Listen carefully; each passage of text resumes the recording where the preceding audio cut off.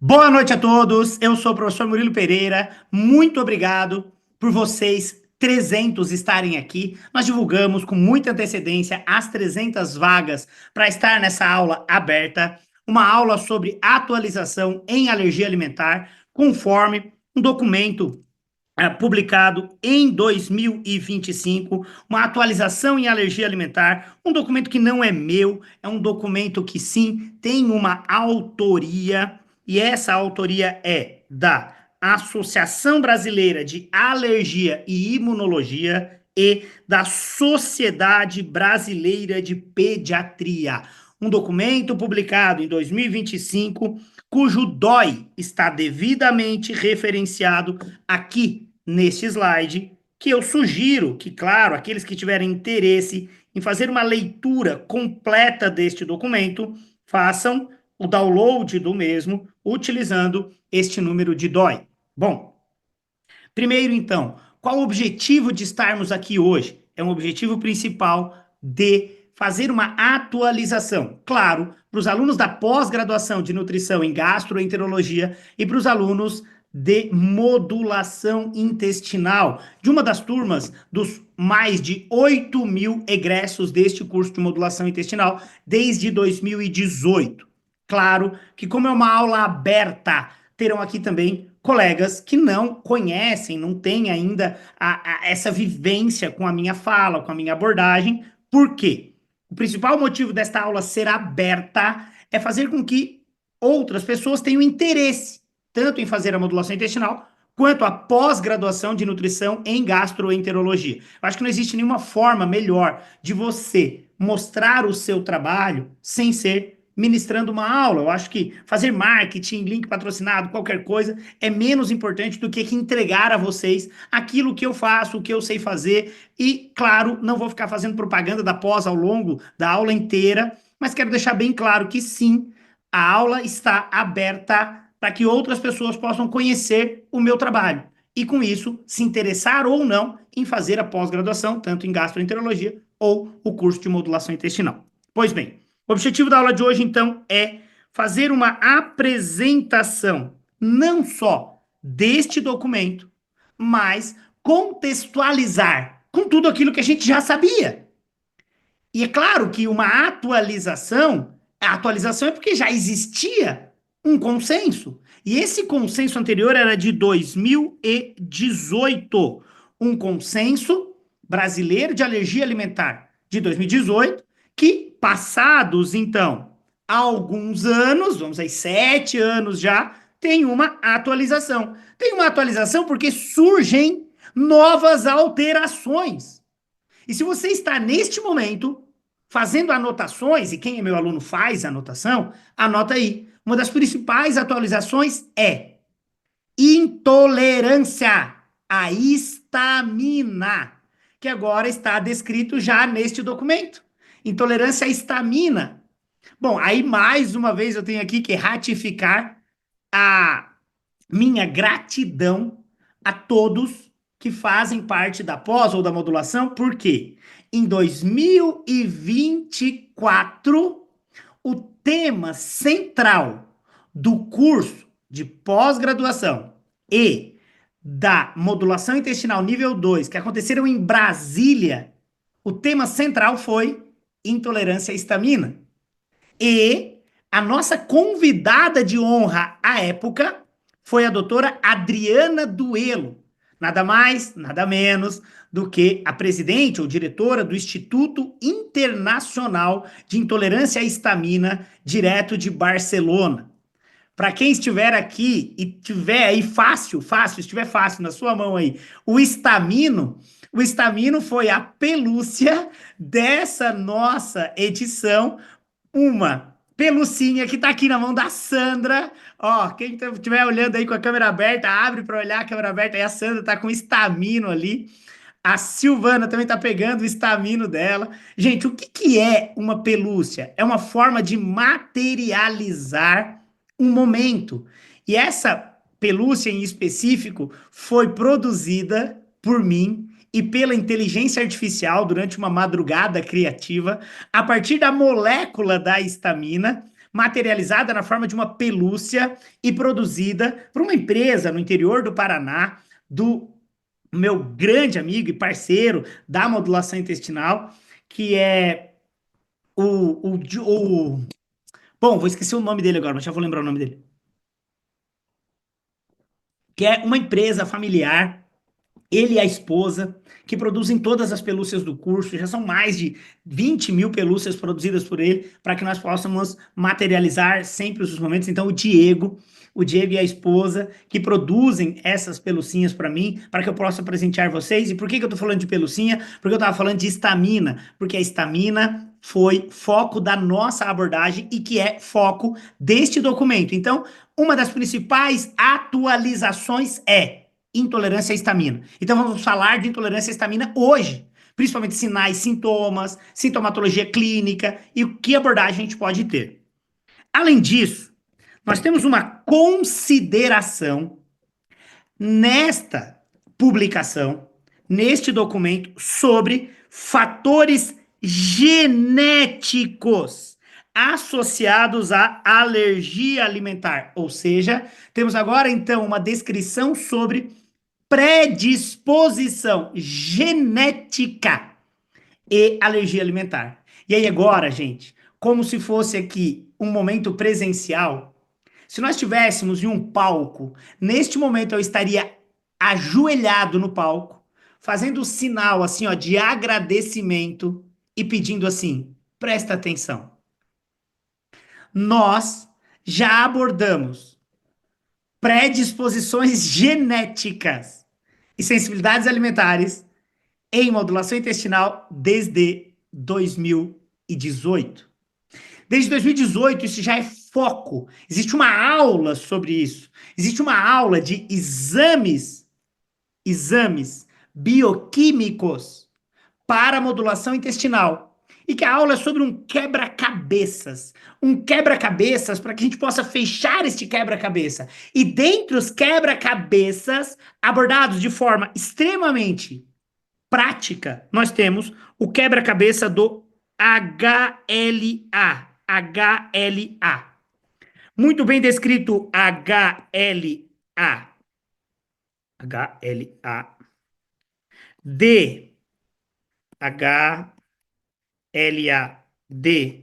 Q2 e DQ8. HLA-DQ2, HLA-DQ8. No entanto, neste documento nós temos citação HLA-DQ7. Ou seja, há hoje um reconhecimento que sim, existem fatores genéticos que podem influenciar numa predisposição genética para desenvolver alergia alimentar. No entanto, também existem fatores ambientais. Fatores ambientais, e aqui, olha que lindo que tem aqui neste documento, tipo de parto. E muitas das vezes nos chamaram de loucos, porque em uma análise pregressa, em uma anamnese, avaliamos contato no início da vida com o microbioma, o contato no início da vida com a mamãe. E que não é exclusivamente o tipo de parto, e sim este momento de interação mãe-bebê, amamentação exclusiva ao peito e exposições a alérgenos e também alguns medicamentos podem predispor possíveis alergias alimentares. Mas olha que lindo que nós temos aqui. Alterações epigenéticas como disbiose e leak gut, permeabilidade intestinal. Então é óbvio, gente, que eu tinha que fazer uma aula aberta para abrir meu coração e dizer: olha só, nós temos hoje um documento que não é meu, eu não fiz parte em momento algum dele. É, sim, da Associação Brasileira de Alergia e Imunologia, da Sociedade Brasileira de Pediatria, que considera, opa, nesse diagrama de desenvolvimento da alergia alimentar, a interação entre os fatores genéticos, epigenéticos e ambientais. E desses fatores nós temos aqui disbiose. E para quem está aqui e não tem o conhecimento sobre essa temática, disbiose é uma alteração qualitativa ou quantitativa na microbiota ou no microbioma intestinal. Disbiose é o contrário de eubiose.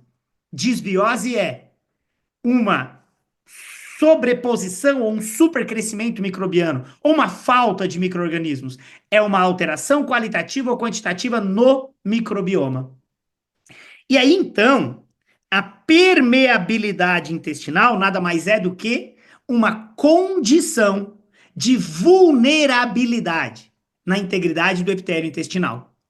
E aí, gente, depois de fazer esse desabafo aqui no terceiro slide, que na verdade nada mais é do que um grito de amor, dizendo que, bom, nós não éramos doidos quando estávamos estudando isso há 7 anos atrás. Imagina eu que ministro aula sobre disbiose desde 2013. Imagina a doutora Denise Carreiro, Gabriel de Carvalho, Valéria Pascoal, que já falam sobre essa temática desde 1997. Que essas pessoas apanharam tanto por isso. E hoje estamos aqui diante de uma atualização de 2025, considerando então esse fator central na alergia alimentar, que é a condição de permeabilidade intestinal. Agora eu vou fazer aqui uma premonição. Premonição quer dizer, eu não li em lugar nenhum. Ouso dizer que essa alteração aqui, ó, permeabilidade intestinal, será digna de um prêmio Nobel da Saúde para aquele profissional que desenvolver o método de determinação bioquímica da leaky gut ou da permeabilidade intestinal. Na minha premonição, também ouso dizer que o ganhador deste prêmio será Dr. Alessio Fasano, o gastroenterologista da Faculdade de Medicina de Harvard, da fração, né, do braço de gastroenterologia pediátrica. Então, ele é o diretor do Hospital de Gastroenterologia Pediátrica da Faculdade de Medicina de Harvard, Dr. Alessio Fasano, quem, em 2024, entregou os certificados de título de especialista de nutricionistas em gastroenterologia do título, da prova de títulos da Asbram, durante o evento presencial em Brasília. Quando eu pedi para ele, falei, doutor Alessio, o senhor se importa de entregar esse diploma para os alunos? Ele falou assim, quantos são, né? Porque aqui no Brasil tudo é muito grandioso, né? Tinham 400 pessoas no teatro. De certo, ele pensou, meu, se eu tiver que entregar 400 certificados, eu vou dizer não, né? E aí ele falou, quantos são? Eu falei, ó, são 12. Ele falou, agora? Eu entrego agora, é para subir no palco agora. Ele foi lá, todo carinhoso, todo, putz, uma pessoa incrível. E eu ouso dizer, então, que Fasano será ainda muito reconhecido neste planeta por ser o profissional médico que determinará o método de exame, porque ele já está muito à frente de tudo isso desde 2014. Ele já estuda organoides intestinais, é um método de você avaliar permeabilidade intestinal, intestino não celíaco, e acredito que ele está muito à frente disso. Bom, qual é o objetivo então? É entender sobre isso.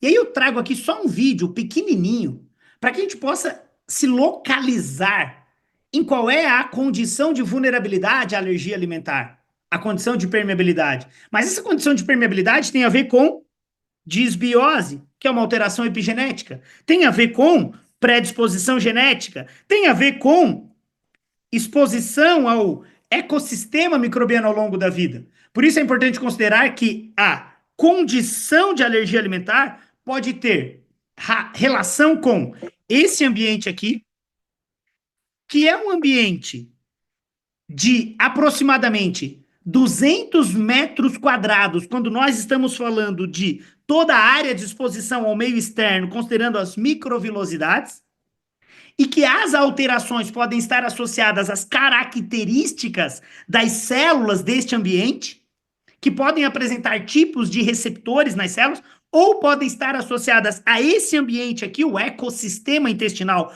ou o microbioma, ou até mesmo o viroma, o ambiente microbiano desta região, e que pode cursar com alterações nesse ambiente intestinal, e que vão repercutir em sintomatologia clínica de desconforto.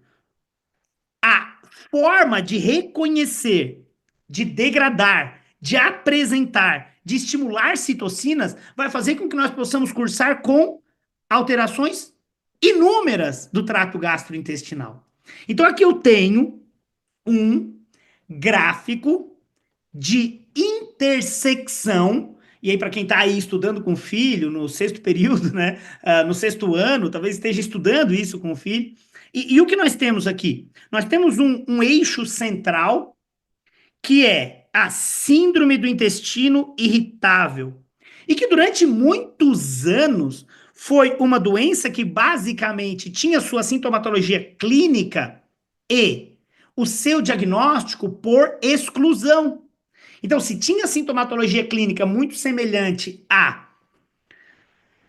doença inflamatória intestinal, no entanto, com marcadores bioquímicos distintos, e que hoje a gente sabe que essa confusão toda aqui, ó, da sensibilidade ou da síndrome do intestino irritável pode cursar com característica de uma SIBO ou SIFO, que hoje a gente já sabe que não é só SIBO ou SIFO, pode ser também LIBO, pode ser também IMO. LIBO é supercrescimento bacteriano do intestino grosso, IMO, overgrow de metanogênicas, que são as arqueias, em grande quantidade no intestino. Isso tudo pode dar, olha só aqui, ó, olha o que a gente tem de conjunto aqui, ó.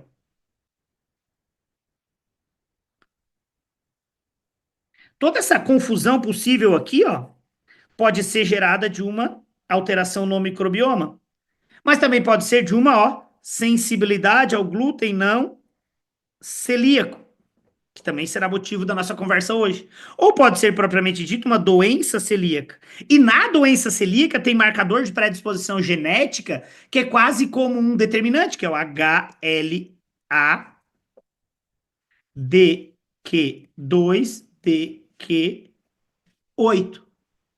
Que quase que 98% das pessoas que têm doença celíaca ou tem essa variação nesse alelo, nesse polimorfismo genético, e as pessoas que não têm a doença não têm essa alteração. Então elas se enquadrariam aqui, ó, nesse conjunto. Mas isso também pode ser o desconforto intestinal, uma intolerância a algo que não é proteína. Não é proteína, que é a intolerância a carboidratos fermentáveis. E aqui não é alergia, isso não é alergia. Mas a sintomatologia clínica pode ser interessante, a gente tem que conhecer.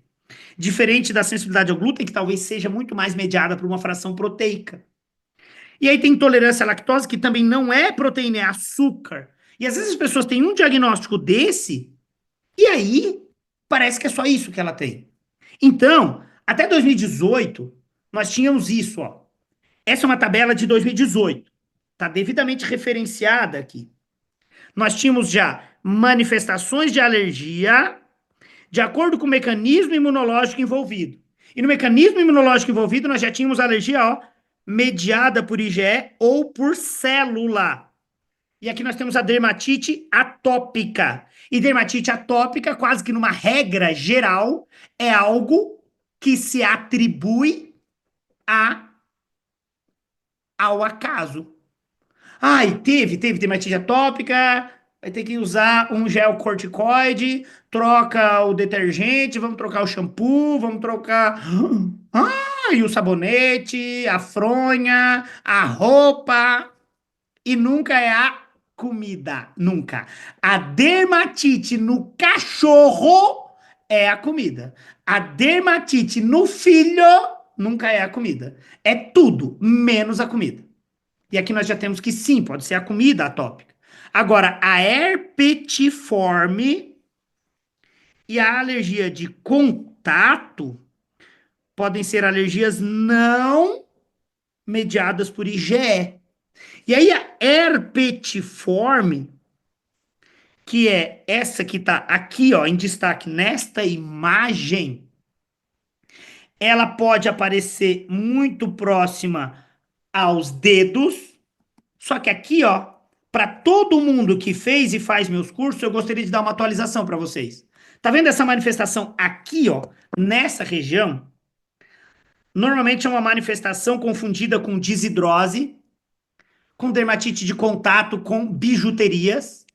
E aí o que eu queria alertar aqui é que se é uma alergia mediada por contato, alerta a uma reação chamada de níquel, uma alergia ao níquel. E aí a intoxicação alimentar por níquel é muito comum com grãos integrais, chocolate e verdes folhosos não orgânicos. E já explico por quê. Porque o fertilizante foliar utilizado nas monoculturas de cereais, o fertilizante foliar utilizado nos folhosos não orgânicos é a base de níquel, para que a planta aumente a capacidade de fixação de nitrogênio e possa ter mais vitalidade. Então se coloca um fertilizante à base de níquel para melhorar a fixação de nitrogênio nessa planta. Então quando a gente faz a exclusão de alimentos integrais, de cereais integrais, neste tipo de paciente, pode ser uma boa estratégia. Mas entenda que sobre o ponto de vista do índice glicêmico, os cereais integrais são muito mais interessantes. Só que aqui você está tratando com uma população de N baixo, que equivale aproximadamente a, no máximo, 10% da população. Então eu poderia dizer que 90% da população se beneficiará de comer cereais integrais, chocolate, folhosos. Mas existe um N que tem que estar no seu radar, que é alguém que manifesta uma dermatite como essa, e que você precisa entender que ela não é o 90% da normalidade. Ela está dentro do grupo suscetível a uma condição de alergia alimentar. Isso não quer dizer, então, que tudo que nós vamos falar aqui se aplica à maioria da população. Tá entendendo? Não se aplica à maioria. Se aplica a um N que, por incrível que pareça, quando o teu olhar será sobre essa ótica, parece que todo mundo que vem na consulta tem alergia alimentar, porque tu está prestando atenção nisso. Então a gente não tem que achar que todo mundo tem alergia alimentar. A gente tem que saber que essas pessoas já procuraram infinitas outras terapias e não melhoraram. Já passaram 500 gels de corticoide, já passaram 500 prescrições medicamentosas e nunca tem uma melhora significativa. Por que não fazer a exclusão e o teste de provocação oral depois de uma adequada exclusão? Para se ver se a pessoa é reacional a isso. Para se ver se ela tem as reações, as manifestações clínicas. E aí, gente, esta manifestação clínica aqui, a dermatite herpetiforme, minha sugestão, ela tem que estar no radar de vocês que estão aqui neste ambiente controlado de 300 pessoas que conseguiram acessar ao link. Eu estou imaginando já as inúmeras reclamações de pessoas que não conseguiram estar aqui. Inclusive eu estava reclamando para o Lanes que eu não estava conseguindo entrar. Então assim, se nem eu estava conseguindo entrar, tu imagina quem está tentando entrar agora, o ódio dessas pessoas. Então vamos agora fazer cruzar os dedos aqui para a gente não pegar toda essa energia ruim de quem não conseguiu entrar aqui e vamos agradecer por estarmos aqui. E este agradecimento, eu quero dizer a vocês que eu tenho sim uma forma de certificar quem está aqui. Porque, pô, já que tu dedicou para estar aqui, tu conseguiu entrar aqui, a gente vai emitir um certificado para vocês por estarem aqui. A gente vai certificar este momento. A gente vai emitir um certificado digital para vocês. Como que vocês vão acessar? Vocês vão acessar lendo esse QR Code. Ao ler o QR Code, tu vai cair em um formulário padronizado com essa imagem que está aqui do lado direito. Então, tu vai ler aqui com o celular, tu vai entrar num site, num ambiente controlado, onde vão estar essas informações aqui. Minha sugestão: coloque o seu nome como você quer que apareça no certificado. Ao fazer o seu certificado, você vai recebê-lo no seu e-mail. Então, o e-mail que você vai colocar ali é o e-mail que você quer receber o certificado. Simples assim. E você vai ter que responder duas palavras-chave. Uma delas é desbiose, que eu já falei. Já falei a palavra-chave desbiose. Já falei o que é desbiose. E a outra palavra-chave será leaky gut. Leaky gut, que nada mais é do que permeabilidade intestinal, que eu também já expliquei o que é. Então você vai ter que preencher essas duas palavras-chave, você vai emitir o seu certificado. Murilo, eu queria emitir agora. Tá bom, vai dar como se tu assistiu a aula inteira. Então, se tu quiser só emitir o certificado e meter o pé, eu te agradeço. Porque deve ter pelo menos 600 pessoas querendo entrar e não vão conseguir. Então, se o teu objetivo não é o conhecimento, faz teu certificado e pega o beco. E eu continuo sendo teu amigo. Dá vaga para quem quer estudar. E quem quer ficar comigo até o final, tudo bem. Vamos falar agora então de intolerância à histamina. E aí, gente, eu preciso que você faça uma anotação agora. A anotação é histidina descarboxilase. Histidina descarboxilase. Murilo, eu não sei como é que escreve. Escreve do jeito que tu quiser. Quando tu digitar no Google, ele vai dizer, você quis dizer, tu diz, aham, isso mesmo que eu quis dizer. Histidina descarboxilase. Aí agora, olha para mim. Olha aqui para mim, esquece o slide. Imagina agora que essa minha mão aqui, ó, a mão direita é uma carboxila, por isso eu fiz uma letra C, carboxila. E a minha mão esquerda é uma amina. Amina. Amina. Eu não sei como é que é M em língua de sinais, vou fazer assim. Amina. Então, uma carboxila e uma amina. Beleza? A histidina tem uma carboxila e uma amina. O que é histidina descarboxilase? É a enzima que descarboxila, tira a carboxila da histidina. Histidina descarboxilase tira a carboxila da histidina e dá origem à histamina. Histamina é uma amina oriunda da degradação enzimática pela histidina descarboxilase. Então, quem é a histamina? É uma amina derivada da descarboxilação da histidina. Isso é histamina. Agora você anotou, histidina descarboxilase. Agora escreve. Uma enzima produzida por micro-organismos. Porque micro-organismos expressam histidina descarboxilase. E quando eles expressam histidina descarboxilase, eles dão origem à histamina. Quais são os alimentos ricos em histamina? Alimentos que passaram por uma fermentação microbiana e que na sua composição tenha histidina. Então, se tiver histidina no alimento e passou por um processo de fermentação, originará histamina no alimento. Murilo, calma. Vamos devagar, olha para o slide agora. Isso aqui é uma imagem genérica de um aminoácido. Então aqui nós temos a amina, NH2, e aqui nós temos a carboxila, C-O-O-H. Então aqui nós estamos vendo a carboxila e a amina. Se esse aminoácido aqui fosse uma histidina, o que é a histamina? A amina é onde tem o NH2, isso é uma amina. O que saiu da amina que não tem no aminoácido. O que que saiu daqui? Saiu a carboxila. Ó, saiu a carboxila. Então, quando nós temos a descarboxilação microbiana, nós temos origem à histamina.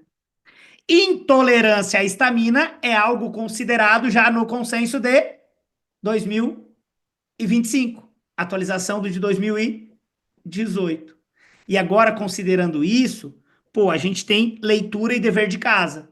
Minha sugestão de dever de casa: ler este paper.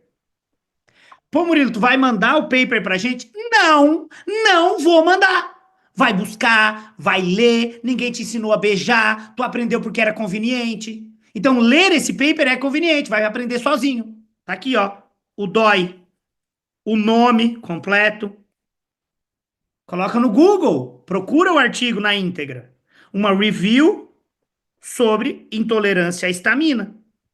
E nela tem considerações de alimentos ricos em histamina, quais são os principais sintomas relacionados à intolerância à histamina. Só que eu tenho uma forma de memorizar isso, que é uma viagem a Gramado. Inclusive, vou para lá amanhã.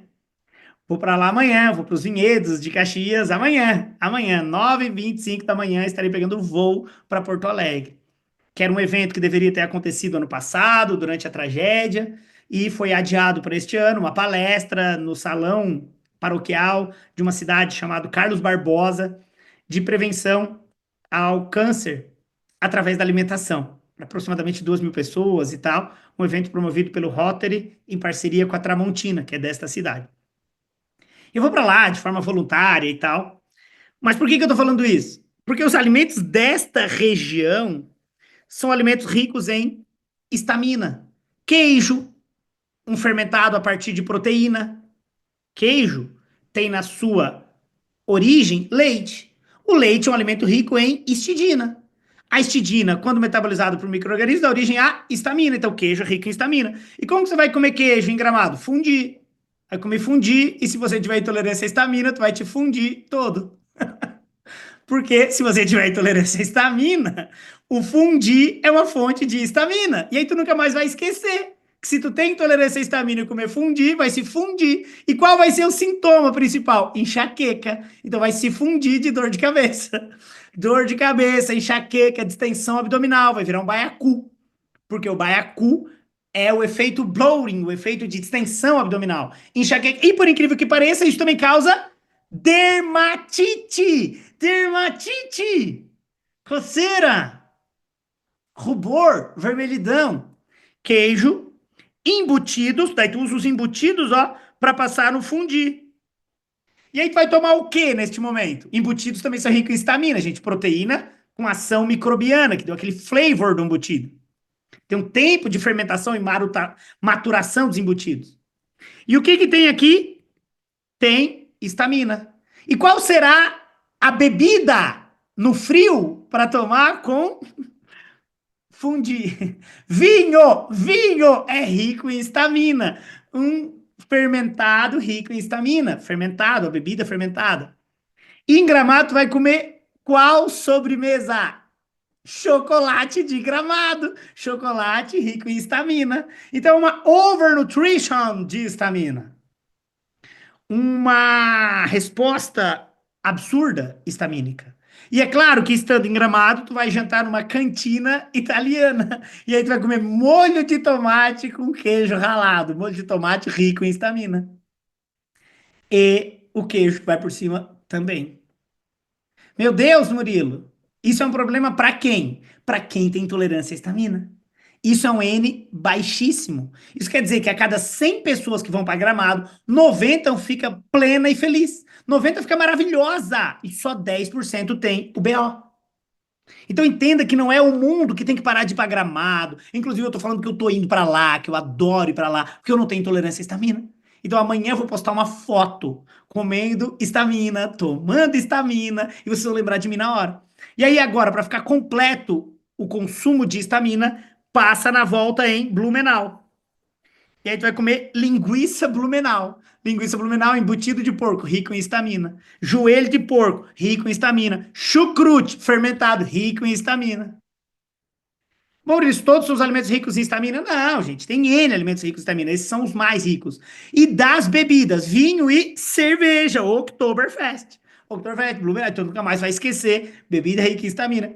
Aí a pessoa tem uma enxaqueca na segunda-feira, incompatível com a vida. Aí vai ver, ela tomou uma caixa de cerveja com salaminho e comeu uma barra de Lindt, porque para melhorar a glicose, porque bebeu muito da hipoglicemia, aí é overnutrition de estamina. Aí toma dipirona para enxaqueca, e a dipirona inibe a diaminooxidase, diminui a DAO, aí diminui toda a expressão da DAO, mais estamina do corpo e a pipoco na pele aparece. Vamos lá.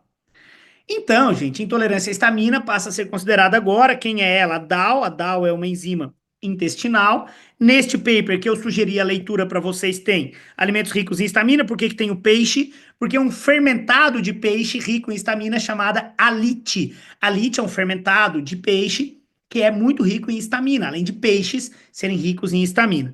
Queijos, vinho e algumas drogas que eu considero importantes aqui, considero a dipirona, como a droga de amplo uso que tem uma capacidade de inibir a DAO. Bom, os principais sintomas gastrointestinais, os principais sintomas no sistema nervoso central, e ouso dizer, então, que das características importantes hoje, as de pele, que são consideradas agora, então, no consenso. E aí nós temos aqui prurido, flushing, edema, eczema, essas alterações podem ser oriundas da histamina.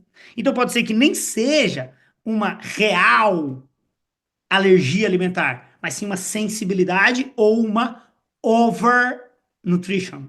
Porque uma grande capacidade de degradação nós não temos. Nós temos uma capacidade limitada de produção de DAO na nossa borda em escova. Agora imagina se você tem uma célula intestinal lesionada com dano ou usando cronicamente um medicamento que inibe a DAO. Aí você vai ter mais sintomatologia. Aí você corrige o terreno biológico, gera integridade do epitélio e você passa a tolerar aquele alimento. Aí você vai dizer, ah, não tenho mais alergia? Não, tu atuou na base. E aí eu faço o dever de casa, volto. O que é atuar na base? É atuar aqui, ó, nos fatores que são fatores relacionados à alergia alimentar. O desenvolvimento da alergia tem consideração na permeabilidade alterada, na disbiose. O que é uma disbiose? Imagina agora, olha para mim. Super crescimento bacteriano de bactérias que expressam histidina descarboxilase. Isso é um tipo de desbiose. E que já pode ser mensurado hoje. A Bioma Hub, por exemplo, uma startup brasileira, uma empresa brasileira, tem um teste de microbioma para você saber se na bosta de quem você está atendendo tem muitas bactérias que expressam histidina descarboxilase. Então hoje já tem ferramentas para se saber se o cara realmente qual é a causa dessa manifestação clínica agora considerada alergia, mas que na verdade pode ser oriunda de uma disbiose por bactérias que expressam demais histidina descarboxilase. Sim, tá claro? Então pode ser que fazendo um manejo da desbiose, corrigindo a permeabilidade, a pessoa passa a não ter mais a, entre aspas, alergia. Não é que ela não tem mais a alergia, é que ela não tem mais a manifestação clínica oriunda da alergia alimentar. Aí não quer dizer que ela curou da alergia, quer dizer que ela mudou essa condição que é passível de mudança. E essa, porque essa aqui não tem como mudar, a predisposição genética. Mas ela mudou essas duas. E aí essa aqui, ó, fica bloqueada, ó. Tá claro isso, gente? Tem que estar. Tá. É óbvio que tá claro para quem já me conhece, para quem já assistiu N aulas e tal. E para quem tá assistindo pela primeira vez deve estar pensando assim, meu Deus, maluco. Não, gente. É uma loucura coletiva, somos todos malucos aqui. Mais de 8 mil egressos da modulação, mais de 500 alunos da pós em gastroenterologia. Um bando de doido. Um bando de doido que entende que isso aqui, ó, o efeito baiacu, que a pessoa sai de casa com duas xuxinhas. Uma para amarrar o cabelo e outra para fazer um jump entre o botão e o furo. Porque quando dá 5 horas, ela não aguenta mais, parece que está explodindo. E essas comichões, coceiras, que muitas vezes está associando a. Ah, pode ser o colar de bijuteria? Pode, daí a intolerância a níquel. Ah, não, Murilo, tem essas coceiras e tal, sempre que eu tomo vinho. Um sinal de alerta. O teu corpo está dando sinais. Basta você agora entender qual é o problema.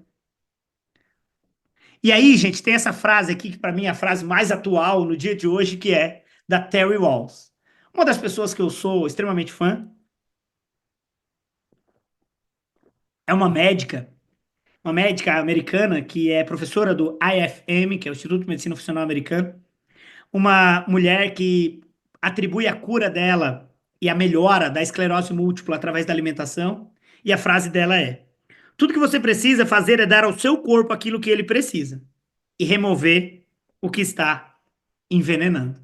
Então não quer dizer que todo mundo passa mal com o mesmo alimento. Mas se você não souber o que faz mal, provavelmente é o que gera essa manifestação aqui, ó. Uma coceira no lugar inatingível, que fica localizada entre a garganta e o ouvido, e a pessoa fica imitando uma foca. Algumas deixam a unha crescer para ver se chega, mas não chega. Às vezes é pigarro. Depois que comeu, que faz mal, de 20 a 40 minutos começa a coceira no lugar inatingível. Então, alerta. Isso pode ser uma resposta histamínica. E aí, então, dosar estamina nas fezes pode ser uma estratégia, ou saber principalmente se a pessoa toma inibidores de DAO. E aí, no mesmo documento que eu sugeri vocês fazerem a leitura, tem esses medicamentos, que está aqui nesta tabela, na tabela número 2. Então, além de pedir para te estudar um paper, eu estou te dizendo o que tu tem que prestar mais atenção, que é na tabela número 2. Ah, Murilo, não quero ler.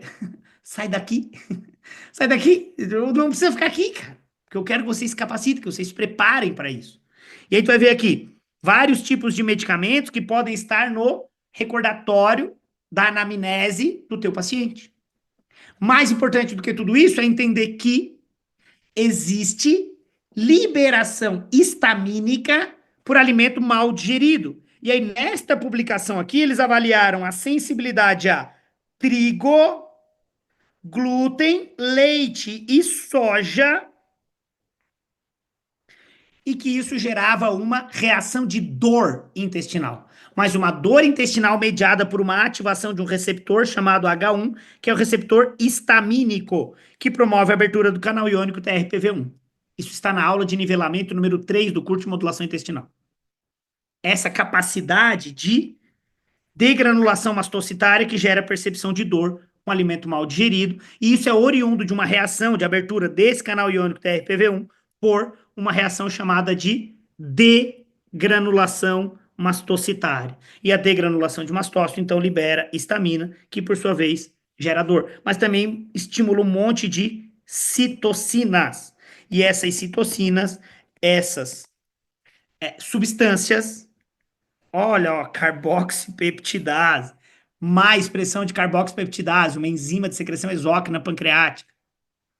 Pô, Murilo, o que isso tem a ver com a atualização agora? Vamos lá, esse é um documento de 2025. Classificação das alergias segundo o mecanismo imunológico envolvido e a apresentação clínica. Quando é não mediado por IgE,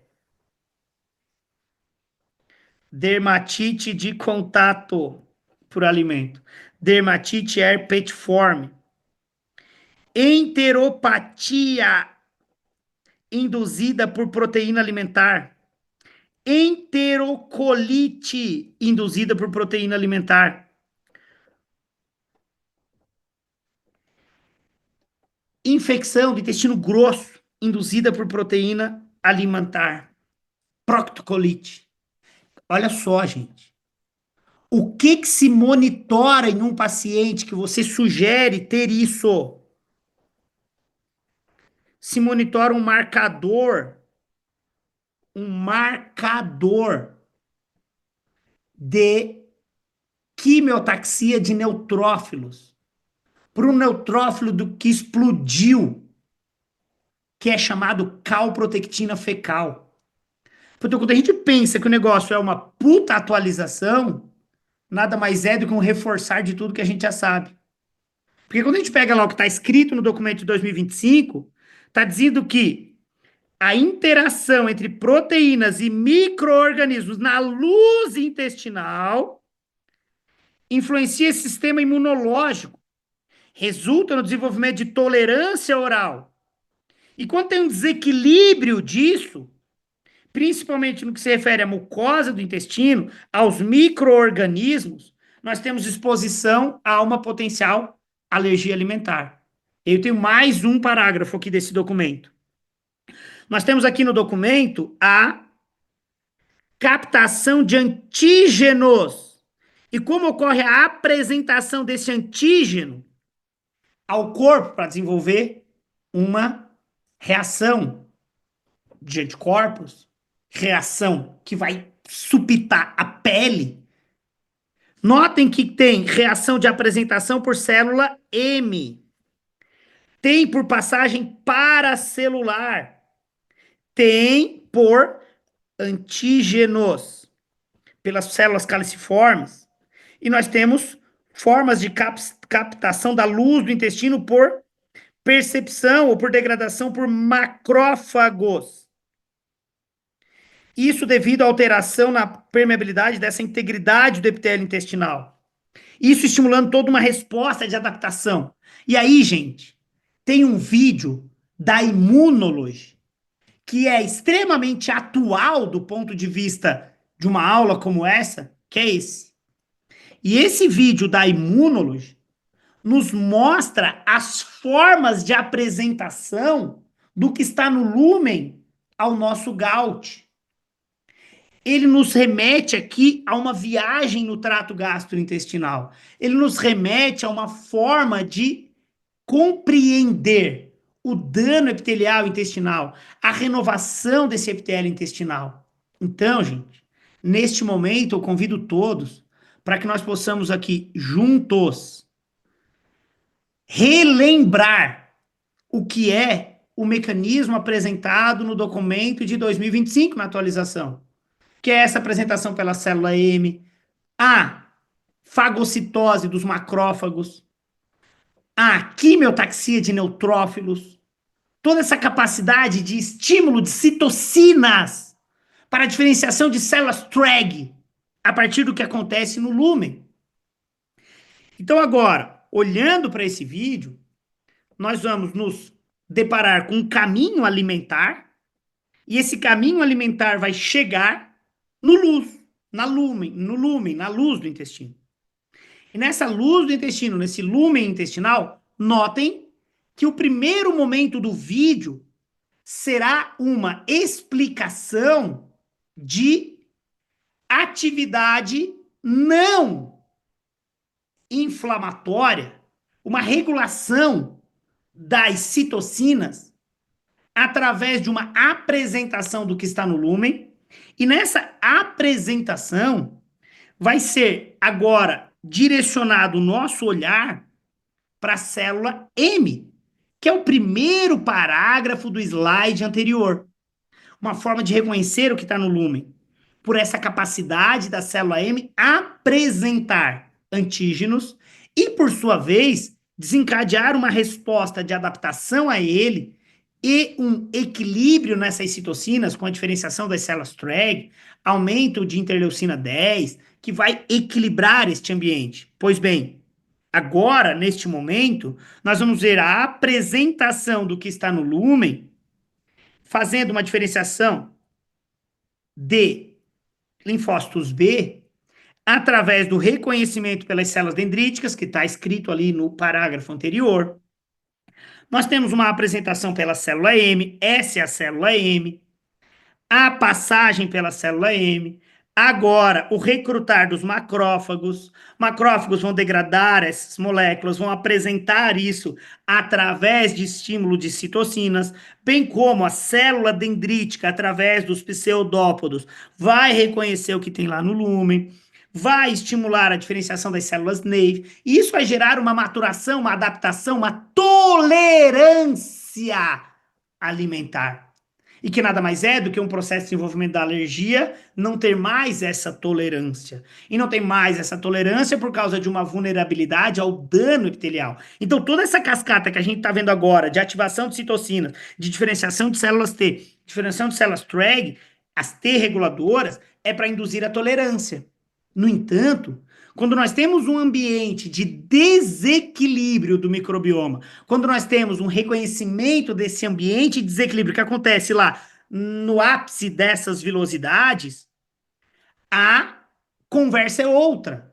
Então, o processo de desenvolvimento da alergia alimentar pode estar devidamente explicado na condição de desbiose, na alteração de permeabilidade, e que quando esse ambiente do Gout reconhece isso, ele começa a recrutar reforços. Aqui, ó, uma situação de perigo, uma mancha aparecendo, um dano tecidual em potencial, um gritar da célula dendrítica através de citocinas para recrutar macrófagos para poder combater essa situação de perigo, de desequilíbrio e fazendo com que tenha uma ativação crônica de citocinas que vão mobilizar a quimiotaxia do neutrófilo. E aí, então, quando a célula dendrítica vê que a bagaça fugiu do controle, ela passa a produzir citocinas de característica inflamatória para tentar melhorar a quimiotaxia do neutrófilo, para que o neutrófilo venha para esta região e faça uma correção do perigo. E ele faz a correção do perigo explodindo. E na explosão do neutrófilo é quando muda o marcador chamado calprotectina fecal. Então, aqui neste momento, nós estamos avaliando o mecanismo de quimiotaxia do neutrófilo. Nota que ele se aproxima do lado direito, o neutrófilo, e o neutrófilo, ao se aproximar dessa região em potencial estado de dano, vai explodir. E nesta explosão, ele vai jogar para o lúmen a calprotectina. Então, o monitorar de calprotectina fecal em colites induzidas por proteínas, em lesões de intestino induzidas por proteína, pode ser uma boa estratégia, esse monitoramento. E é óbvio que a garantia de suporte nutricional para a renovação deste ambiente é fundamental para você fugir da condição de leaky gut ou de permeabilidade. Bom, é claro que ao olhar o documento de 2025, fruto do objetivo da aula de hoje, nós temos a tabela número 2 e na tabela número 2 a atualização. E agora é atualizado o gergelim. E para quem é meu aluno sabe que há muito tempo eu já falava dos 9 mais e que agora está aqui e eu ainda fazia uma piadinha. Ouso dizer que é porque há uma overnutrition no mundo de 2 hambúrgueres, alface, queijo, molho especial, um pão com gergelim. Aí eu fazia essa piadinha. Porque há uma overnutrition de ultraprocessados, a dieta de padrão ocidental, e aí o gergelim ganha um destaque aqui. Então, também pode ser um dos problemas hoje. Então, ó, 1, 2, 3, 4, 5, 6, 7, 8, 9, 10. Então, nós já temos aqui, agora, as castanhas. Nós temos o gergelim. E por que, então, que numa dieta de modulação intestinal de 45 dias, eu peço que não coma oleaginosas, castanhas? Por quê? Cara, pela vulnerabilidade a uma condição de desbiose que vai estar vulnerável a uma condição de leaky gut, a uma manifestação clínica indesejada. E é só num período até renovar esse epitélio, fazer a etapa reparar de forma adequada. Por isso que a Denise Carreiro vem lá e diz, olha, calma, precisa melhorar o terreno biológico, precisa desenvolver a tolerância numa aula de pós-graduação em alergia alimentar em gastroenterologia. E aí, gente, aqui nós temos o parágrafo que traz, então, os estudos associados, então, agora à genômica e a regiões como do gene HLA-DQ, aí DQ2, DQ8, DQ7, envolvidos a alergia ao leite de vaca E aí, amendoim. Então, notem que já tem já os tipos de polimorfismos que estão naquele diagrama apresentado no começo da aula, que a gente precisa considerar. E o que é mais lindinho deste documento tem uma, uma figura aqui, a figura número um, que mostra o alimento bonitinho, qual é a reatividade cruzada em potencial que pode ter ali com outros alimentos em potencial, que pode estar associado a um tipo de alimento, e um risco relativo aqui de ter maior ou menor esta manifestação. Além disso, neste documento tem a tabela número 6 e a tabela número 7, que eu julgo pertinente você fazer uma leitura, um estudo completo. E para quem está aqui na aula, provavelmente já foi enviado para vocês, inclusive, o link para te fazer download deste documento. E foi enviado. Murilo, não foi. Enviaremos também, mas já foi. A Samira acabou de me dizer que foi enviado sim, que chegou, que ela fez download, que ela tem ele. Então, olha só, critérios para que se possa fazer diagnóstico, e notem que diagnóstico de enterocolite induzida por proteína alimentar. Diagnóstico é algo da medicina. E o que nutricionistas farão ao olhar uma tabela como essa? Vão avaliar, vão entender se esse paciente vai tolerar bem ou não esse alimento baseado nos sintomas dele. Dar o diagnóstico é um pré-requisito da medicina.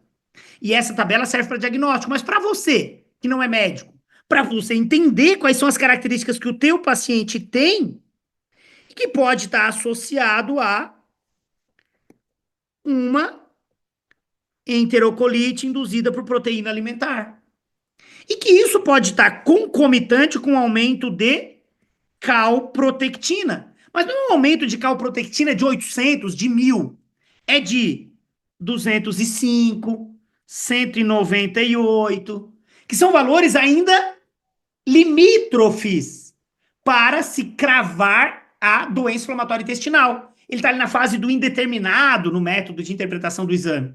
Então, para que você vai olhar o exame? Para tomar decisões se houver sintomatologia clínica com essas características aqui, ó, letargia extrema. Tem quanta gente com diagnóstico aí de depressão, de ó vida, ó céu, e talvez seja por uma sensibilidade alimentar, com uma colitezinha, com uma caganeira, com uma caganeira crônica, frouxou esterco, come segunda, terça e quarta esterco frouxo. Dieta certa, quinta, sexta, sábado, tudo certo. Ixi, de domingo em diante vira o Pum Sunday. Já peida quentinho e já frouxa o esterco. E aí por quê? Porque tem sensibilidade alimentar, mas isso é negligenciado muitas das vezes. Agora não mais, temos um documento para nos agarrarmos nele. E aí, nós temos ainda em destaque aqui a tabela número 9, que são as principais reações não imunológicas relacionadas a alimentos. E aqui nós temos sim uma grande atualização, nós temos uma ampliação das reações associadas então aos alimentos não mediadas então por esses fatores imunológicos. Então estamos falando aqui de reações que podem aparecer, que a gente tem que começar a prestar atenção. E muitas das vezes eu falo de banana, gente, porque a criança começa a introdução alimentar com banana e pipoca a boca inteira. Alerta, não quer dizer que ela vai ter alergia à banana a vida inteira, mas é um alimento riquíssimo em potenciais compostos que geram reações alérgicas, como histamina, por exemplo, que gera uma dermatite. E banana, quanto mais madura, mais histamina. Então, às vezes, você vai encontrar aqui banana, você vai encontrar queijo, porque você tem aqui, ó, histamina. Tiramina, por exemplo, é extremamente rica em chocolate. Tiramina está associada com enxaqueca. Minha sugestão, faça uma leitura sobre aminas biogênicas. Pô, Murilo, já está falando aqui há mais de uma hora. Estou entrando em um estado de loucura, porque como é que nunca ninguém falou isso, Murilo, na minha faculdade? Que bom, cara. Que bom. Isso mostra que a gente tem que estar em atualização constante. Que bom que hoje a gente tem esse nível de evidência para não nos chamarem de louco, como chamaram outros colegas de louco há anos atrás. Que bom que a gente tem isso, que bom que a gente tem a prevalência disso, que é baixa. E graças a Deus é baixa. Mas esses pacientes poderão aparecer. Imagina então que para cada 100 tutores de Shih Tzu, 10 vão ter dermatite. Pode ter certeza que 10 desses tutores vão trocar a ração. Cada 100 pais de crianças, 10 terão dermatites. Sabe quantas mudarão a dieta? Provavelmente nenhuma. Então não é para todo mundo que nós estamos falando aqui, é para um N pequeno. Mas esse N existe.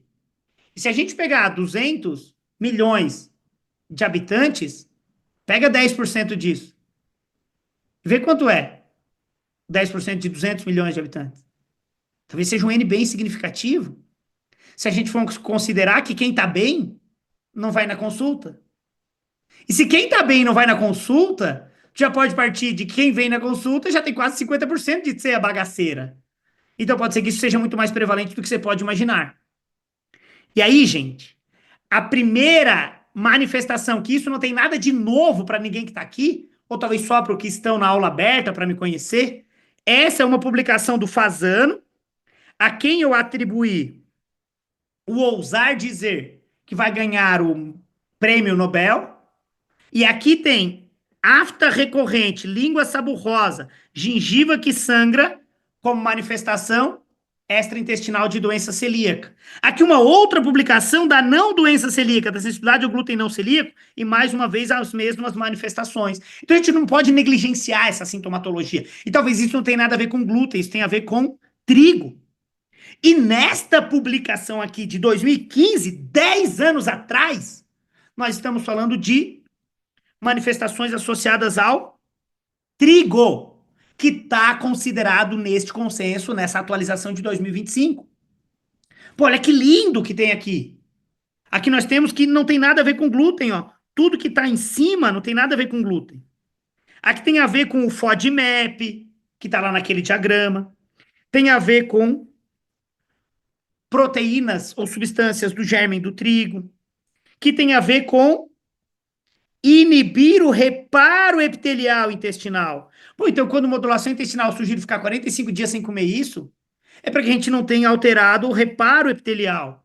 Tampouco a ativação de Toll-like receptor 4, que pode ser ativado por fragmentos de trigo. E aqui, claro, deixo para vocês, todos que estão aqui, essa imagem, que é do livro de modulação intestinal, publicado em 2018, que tem aqui 2019, né, escrito em 2018, publicado em 2019, que já tem tudo isso aqui bonitinho, dizendo que não é só o glúten, cara, tem um monte de outras coisas associadas ao trigo.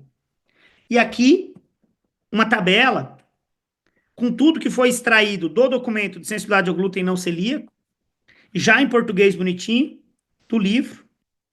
E mais do que isso, sugiro, então, a todos que ainda não têm, que façam o download do documento que foi produzido pela pós em gastroenterologia a partir deste paper aqui. E para fazer o download, você vai fazer assim, ó, bit.ly/questionário glúten. Digita agora no teu navegador bit.ly/questionário glúten. Lá você vai ter um documento produzido a partir deste paper, com um questionário validado, um questionário italiano para a população brasileira, para você avaliar na sua anamnese sensibilidade ao glúten não celíaco. E olha o que é mais legal. Ouso dizer que das manifestações que geram leaky gut, talvez nem tudo esteja na atualização de 2025, mas quem sabe na atualização de 2032, que demorou 7 anos para ter atualização, em 2032 nós vamos considerar micotoxinas. E aqui eu estou plantando uma sementinha, porque eu espero ser reconhecido por isso depois de eu morrer, com certeza. Eu não vou ser reconhecido antes de morrer mesmo sobre isso, mas espero que depois, pelo menos, eu seja reconhecido por isso. Que as micotoxinas são os grandes problemas. Ou as sujidades que em 2014 era uma sujidade tolerada, e por incrível que pareça, na atualização de 2022, a tolerabilidade continua a mesma. Tolerabilidade de fragmento de inseto, tolerabilidade de pelo de roedor, tolerabilidade de fragmento de inseto em biscoitos, em farinhas, tolerabilidade de inseto e pelo de rato em chocolate e achocolatado. Então a gente estava achando que o problema era só a estamina. Pero no mucho. Talvez tenhamos aqui um problema. E tudo isso pode gerar manifestação não mediada por IgE, mediada por IgE. As dermatites reconhecidas, essa aqui no Alex Fazano, aqui no consenso, mostrando que tudo está envolvido com leaky gut. Mediada por IgE, agora já não mais, já é mista. Essa daqui, ó, salve que eu tô falando, vou dar um zoom aqui. Essa daqui, que eu vou dar o zoom agora, ó, está em destaque no seu monitor. Cotovelo, na parte que sua e atrás do joelhinho, ouso dizer que é uma urticária derivada de ácaros. E talvez não seja o ácaro da cortina nem do tapete, porque tu já até doou o teu cachorro. E a criança não melhora. Tirou todas as cortinas, trocou o carpê por flutuante e quase botou o filho para morar na NASA. Mas não para de dar biscoito e pão. E biscoito e pão têm tolerabilidade de 5 fragmentos de ácaro para cada alíquota analisada, onde uma alíquota é de 1 a 10 gramas analisada e pode ter em torno de 5 ácaros ali. Aí tira todo o ácaro da vida da criança, mas continua comendo ácaro. Minha sugestão para quem tem essa manifestação aqui, ó. E aí, para todos que estão aqui da modulação intestinal, isso é uma atualização. Para quem é da pós, não, porque já está atualizado sobre isso. Você pode dosar um exame chamado IgE D2 para Acarofarinae. IgE D2 para Acarofarinae. Aí tu avalia isso para ver se o teu paciente que está com essa sintomatologia clínica é resposta ao ácaro das farinhas. IgE D2 para Acarofarinae. E não só ambiental, mas sim o ácaro que vem em farinhas. Já pensou que legal? Poder provar para a mãe que esse pipoco inteiro é porque ela está comendo ou dando para essa criança só bisnaguinha, creme cracker, clube social integral, que daí no integral vai ter mais ácaro ainda. Ah, mas o índice glicêmico é outro ponto de vista. Estamos falando aqui de um N de alergia alimentar. E aí, claro, né, essa em destaque, ouso dizer, seja mais importante. E é claro que a gente tem que prestar atenção sempre em valores, em percentual dos eosinófilos.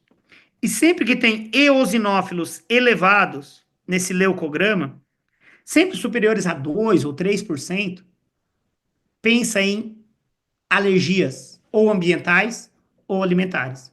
No entanto, quando passa de 7%, aí você já pode pensar em parasitoses. Mas entre 2 e 7, fica aí pensando em sensibilidades, alergias alimentares. E aí nós temos aqui essas síndromes respiratórias. E muitas das vezes a criança usa bombinha e usa bombinha e usa bombinha, e o que ela tem é sensibilidade alimentar. Então, cuidado com essas manifestações semelhantes à asma, essas manifestações de hipersensibilidade, que pode ser a leite de vaca, por exemplo, e que a criança chega a apresentar até manchinha no pulmão. E aí, o que que se faz quando tem manchinha? Antibiótico. Antibiótico e corticoide. E não troca a dieta. Um sinal de alerta. Um sinal de alerta. Não custa prestar atenção nisso. Isso está no consenso desde 2018. Não tem nada de atualização aqui. Todo mundo já deveria saber disso. E aí, nós temos as esofagites, alteração gastrointestinal. Repito, esofagite, pirose, queimação. E o que essa pessoa toma? IBP, inibidor da bomba de prótons. Aí já não digere mais proteína nenhuma. Daí que a proteína vai ser alergênica para ela. Só que ela quer diminuir o sintoma e o corpo dela tá gritando antes. Então, vamos a um sinal de alerta. As colites, já falei, né, até da atualização de 2025. E o que nós tínhamos antes? Nós tínhamos aqui, e aí, garantindo essa atualização, não temos aqui o gergelim e as castanhas, as amêndoas aqui ganham notoriedade a partir de 2025, além do gergelim. Murilo, é só isso? Não, prometo que está bem perto do final. Mas queria finalizar dizendo que esse ambiente que pode ser extremamente agredido por proteínas é hoje o nosso órgão endócrino responsável pela regulação metabólica. E que se houver o que predispõe à alergia, que é a disbiose, a sua bagaça pode não ser só alergia, pode ser dano endócrino metabólico relacionado à progressão do diabetes. E para corrigir a progressão do diabetes, está todo mundo usando canetas. Saxenda, Ozempic e agora Monjaro. Mas não quer mudar a condição de disbiose. Por isso, faço um convite a todos a compreendermos mais o que é alimento saudável à luz do microbioma. Raw foods e não ultraprocessados. Porque os ultraprocessados geram dano, e isso gera suscetibilidade à alergia. E essa leaky gut, agora chamada de leaky gut síndrome, gera alterações que não são só alergias, são alterações não transmissíveis. E é onde nós temos que prestar atenção em modular o lumen intestinal para que nós tenhamos equilíbrio da condição de disbiose e não ter progressão da resistência à insulina. Por isso, agora é o momento de compreender mais para que possamos temer menos. E cuidado com quem tem gastroenterites por alergia alimentar e está usando IBP, porque o inibidor da bomba de prótons causará a disbiose. E eu provo isso para vocês nesta publicação do JAMA, nesta publicação da Nature e nesta meta-análise em que o uso de inibidores da bomba de prótons gera supercrescimento bacteriano, que é uma disbiose. Porque toda SIBO é uma disbiose.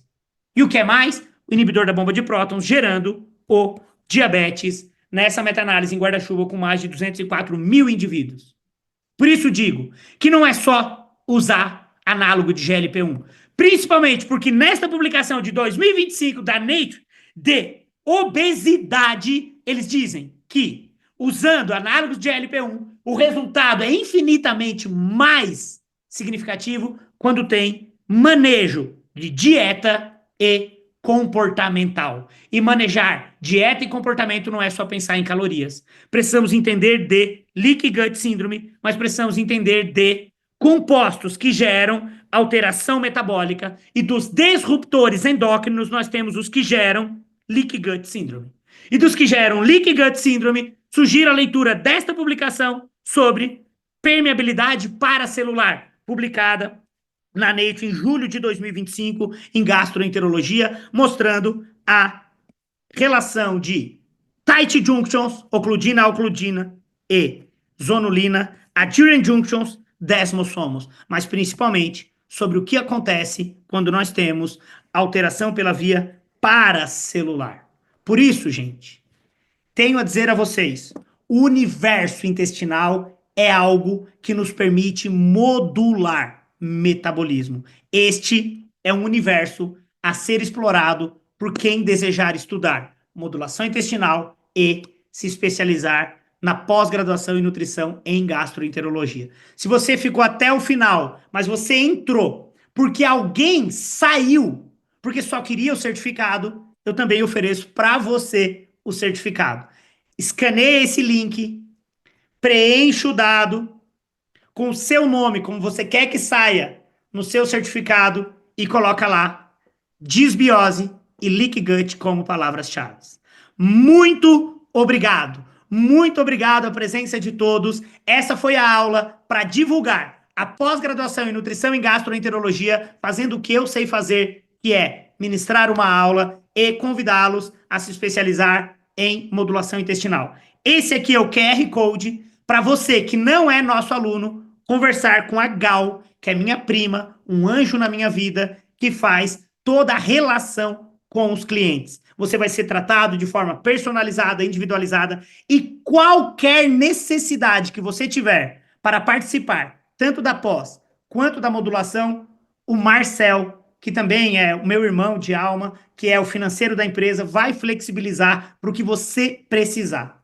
Só que nunca me pede desconto, porque eu não sou uma geladeira, e eu acho que isso aqui é um investimento na sua capacitação profissional. Muito obrigado, obrigado pelo carinho, obrigado pela atenção e obrigado aos 300 colegas que continuam aqui, agora 282.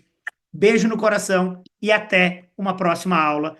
E estamos sempre juntos com o intuito de melhorar a vida de alguém. Beijo no coração, eu pratico modulação intestinal. Beijo, descasque mais, desembale menos, por mais comida de verdade, menos alergia alimentar, menos diagnóstico equivocado e mais comida de verdade. Beijo, tchau, tchau.